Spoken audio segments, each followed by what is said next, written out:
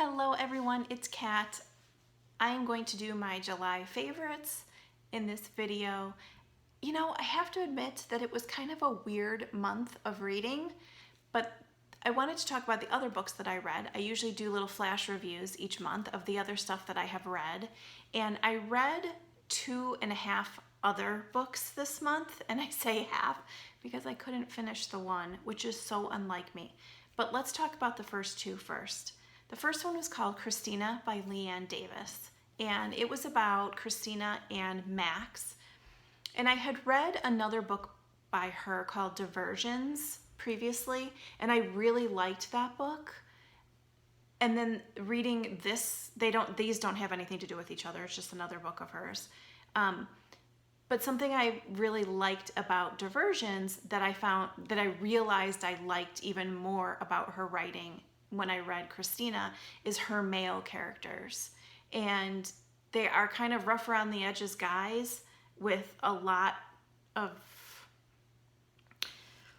you know, inner kind of turmoil, sort of, I guess is the best way to say it. But yet they're super likable and you want the best for them and you understand why they make the choices they make, but they always redeem themselves and they're always really good quality stand-up individuals when all is said and done. And Max was no different. So their story was a little different in that they were cousins. Hold on a second. So Max was adopted as a teenager by Christina's aunt and uncle. So they're not really cousins, but he comes into the family after having a horrific upbringing. And, you know, he's a young teenage, you know, I think he was 13 and she's like 12 or something, or, you know, around those ages. They're young and they click immediately. They become best friends. They are inseparable. And as it turns out, Max is totally 100% fallen in love with her at first sight immediately. But they're cousins. So the story is so heartfelt. It follows them through a couple of years and I really liked it. I really, really liked it. He has a lot of anger about his upbringing. He doesn't want her to be with anyone, but he doesn't really know what to do about her because one of his main things is that he cannot handle physical touch.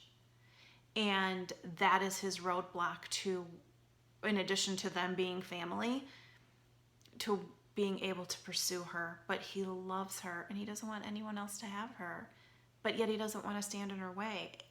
It was really good, highly emotional, really good, highly recommend. So then the second one was a book that I found out about in a reader group, you know, on Facebook that I'm in, and I searched and searched and searched and tried to find the book, and I honestly don't know if I can find the book after I bought it. I know it was on Amazon, but when I went to look for it, I couldn't find it, but then I found it because I bought it, but then I couldn't find it again. It's called The Consequences of London by A.M. Church. Never heard of her before, but it was intriguing and a bit taboo in that it's about a married couple, London and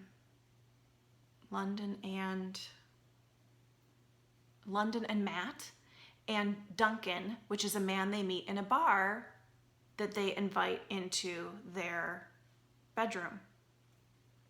Under Matt's wanting to do that and watch and experience that. So it's Matt's idea, not London's.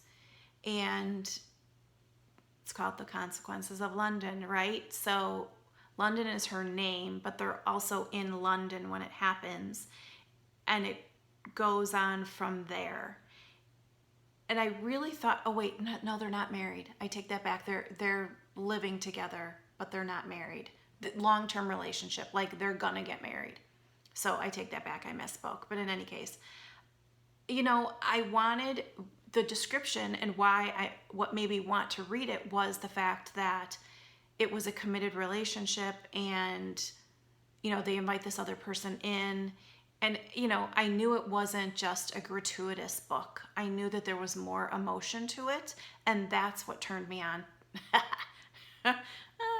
that's what made me want to read it, because I wanted to see how, I've read books about, two guys and a girl and having a relationship. I just read one actually, called Threesies by Shaylin Matthews, I think. That's, that's, those are kind of for face value, kind of, guilty pleasure books. This had more meat to it, which is what drew me to wanting to read it. Really well done. A lot of emotion. It's interesting because I ended up really liking Duncan as a guy and not liking Matt, London's boyfriend. And the story is more about London in her relationship with Matt and Duncan and him becoming somebody more important to her. We don't get a lot of Matt's perspective. And it turns out I didn't like him. And I really liked Duncan and I wanted them to be together. So in any case, that was another one that I read. And then the half a book I read, I appreciate the writing craft and authors dedicating their time and energy and thought and everything that they do to put into their books. So I'm not going to give the name and title, sorry. But it was I don't normally read fantasy or paranormal romance or anything under that kind of subgenre of romance. But I thought I would try this month, and I couldn't do it. I got halfway through the book and I just had to stop.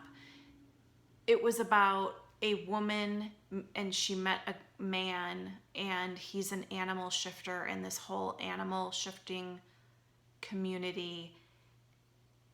And that I think that my brain is big enough to be able to read something like that. Fantasy is not my favorite, like I said, but I mean, I like all genres. So, I'm not opposed to reading it, but I just couldn't wrap my head around it really. And so I don't want to speak bad of it.